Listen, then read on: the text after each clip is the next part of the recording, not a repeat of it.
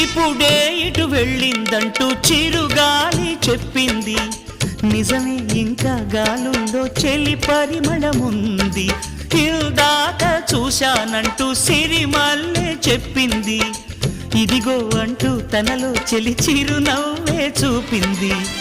ఈ గుడి గంటల్లో తన గాజుల సడి వింటుంటే తను ఈ కోవెల్లో ఇప్పటి వరకు ఉన్నట్టే. ఎటు చూసినా తన జాడలే, ఎటు వెళ్ళిందో ఈ లోపునే.